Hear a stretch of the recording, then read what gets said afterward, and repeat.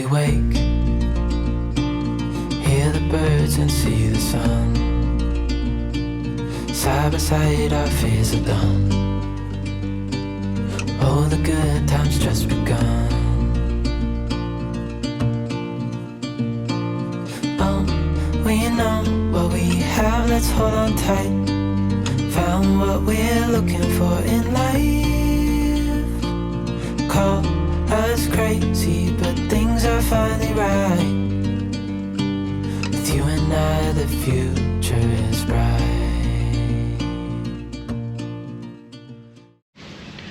G'day guys, welcome back. Thank you very much for tuning in to all of our videos, and I'm hoping that this Starlink one can help you guys if your Starlink breaks.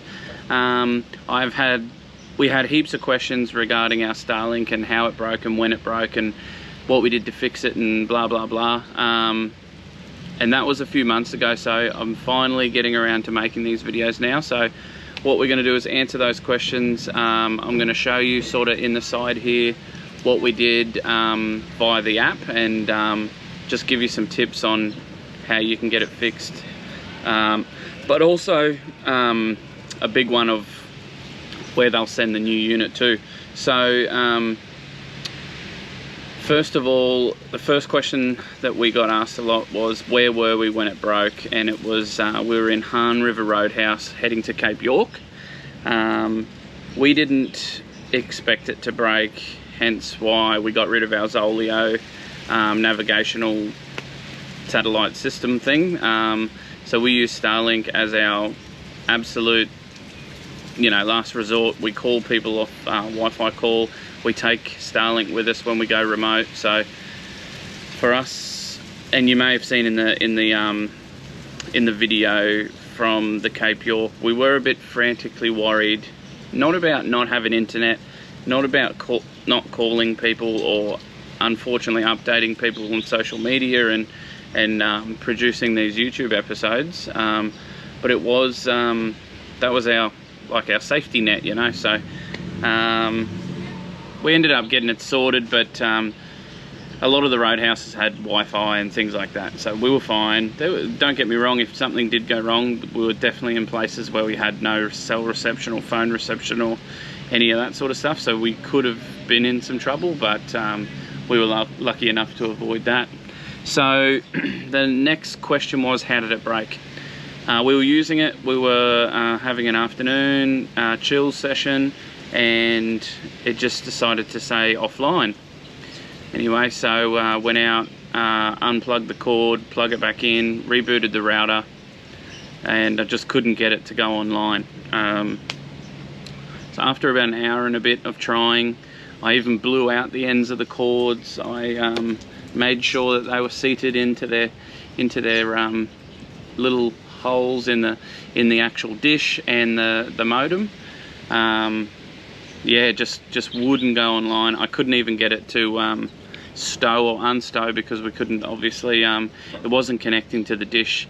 What I did find out when we got our new system, I plugged our new dish into the same router that we have, and it worked straight away. So it was obviously the dish, but we got a replacement for the whole thing. So what I'll do is I'll just jump on my phone and I'll talk through what we did to contact Starlink, and I'll chuck it in the side here so you can so you know what I was doing. So the first thing you do is you go into the Starlink app.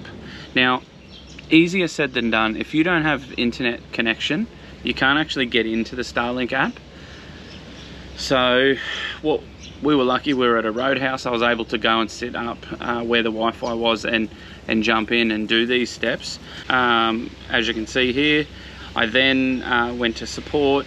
I went to troubleshooting, because that's the issue that we obviously needed. Offline, we were offline, we couldn't get online. Now there's not I had to do some figuring out on how to actually lodge a ticket, which I'm about to show you guys. So we went suddenly offline.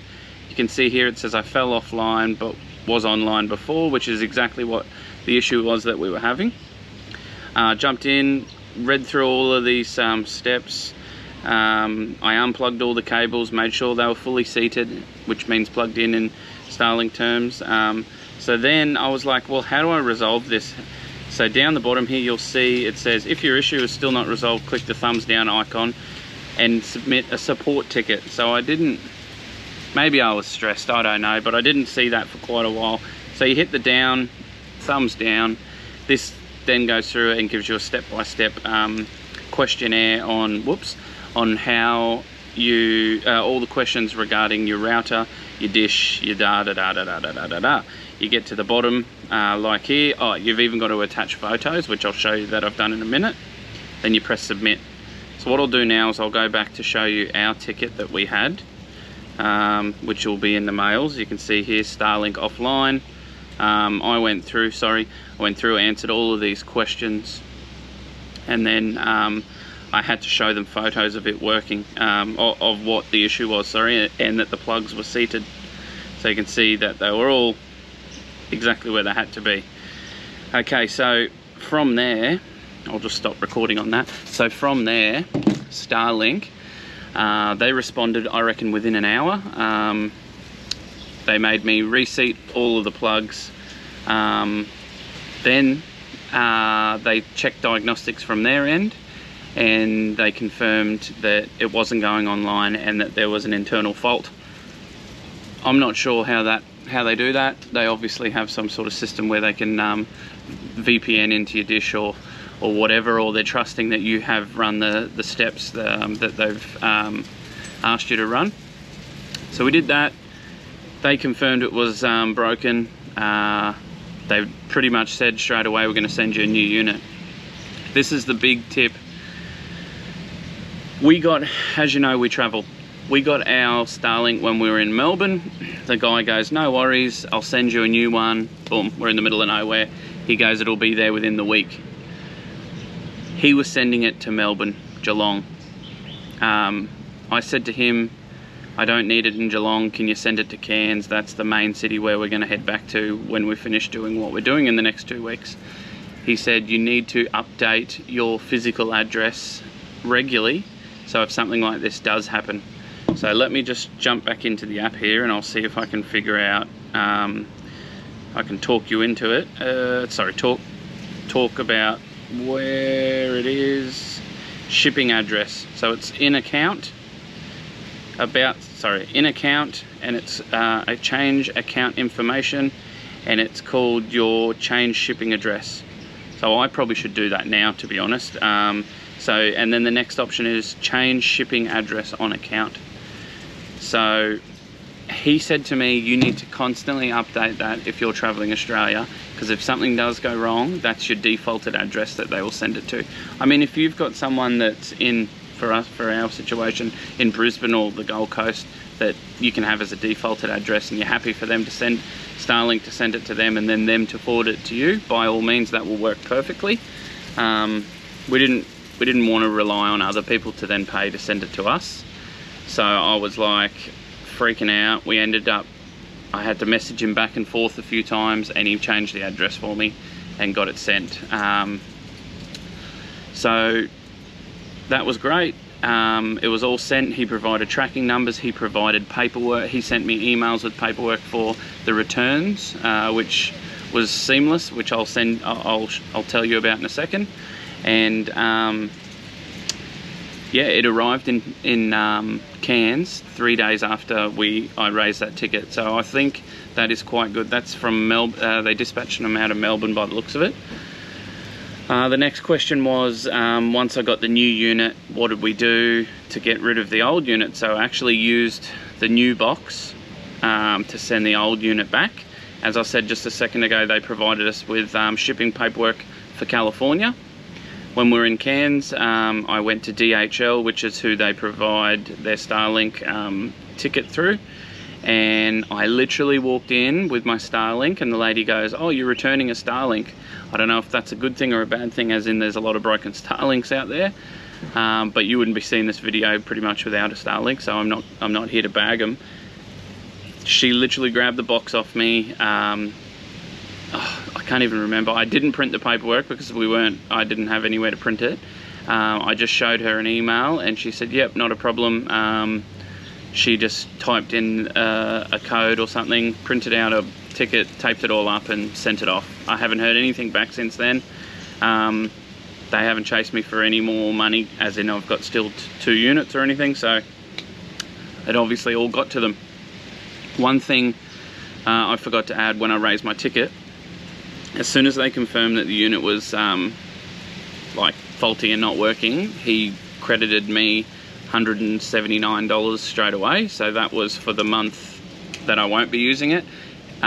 They said they were very confident that it would arrive and I would obviously pick it up within the month, so they only credited me 1 month's payment.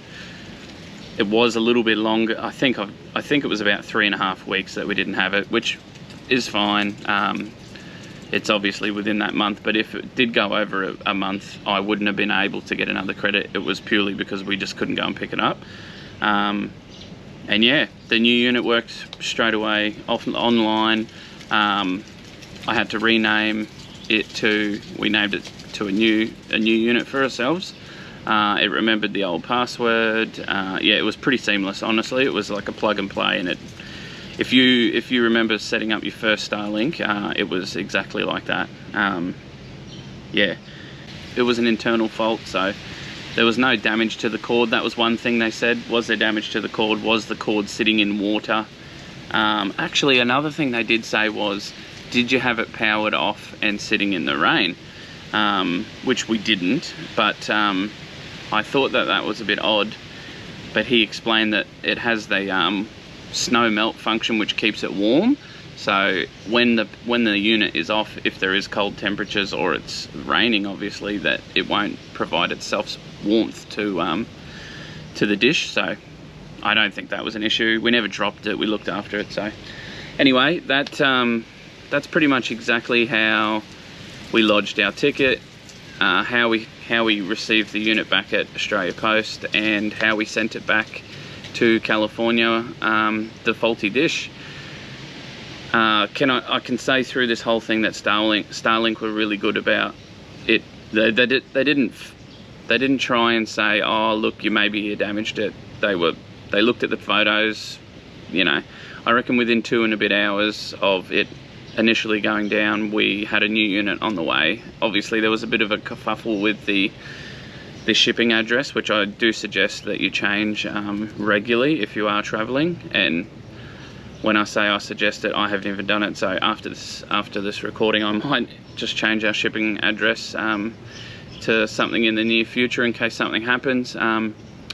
But yeah, I was super stoked with how they handled the whole thing. And yeah, they delivered it to us very, very fast. We were happy. They gave us the discount. Well, they gave us money back from our bill, and yeah, that's about it, I think. If you do have any more questions on Starlink or any issues that you saw, or not issues, but any questions from the video, chuck them down below.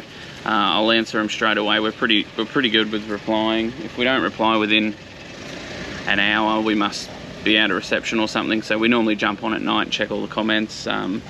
So yeah, and if you are enjoying these videos, guys, can you please like and subscribe? That obviously helps us quite a lot. And yeah, I actually enjoy making these videos, and I enjoy people commenting or messaging us and saying that it was helpful. So I hope this video helps you regarding your Starlink, and I hope that you're not in the situation where it breaks. But if it is, jump on, have a look at this video, look at those that video recording from my phone.